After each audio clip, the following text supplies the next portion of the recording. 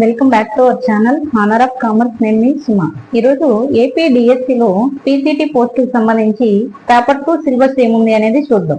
Paper 2 అనేది ఇక్కడ మనం ఏం రాసామంటే కామర్స్ రాసాం. Commerce syllabus.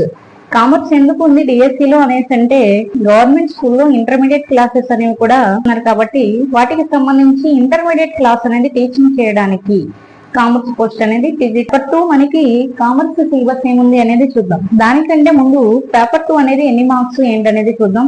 పేపర్ 2 అనేది మనకి టోటల్ గా 100 మార్క్స్ కి రాస్తారు. ఎన్ని గంటలు అంటే 3 అవర్స్ టైం అనేది చెప్తున్నాం. ఎగ్జామ్ టైం మనకి 3 అవర్స్ అనేది ఇస్తారు. పేపర్ 2 ప్యాటర్న్ అనేది ఏ విధంగా ఉంటది అనేది ఒకసారి ఎక్స్ప్లెనేషన్ ఇచ్చాక కామర్స్ సిలబస్ అనేది చెప్తాం. జీకే అండ్ కరెంట్ అఫైర్స్ అనేది మనకి 10 మార్క్స్ కి ఇస్తారు. ఇది పార్ట్ 1 గా ఇస్తారు. నెక్స్ట్ మనకి చూస్తే పర్స్పెక్టివ్స్ ఇన్ ఎడ్యుకేషన్ అనేది 10 మార్క్స్ కి వస్తుంది.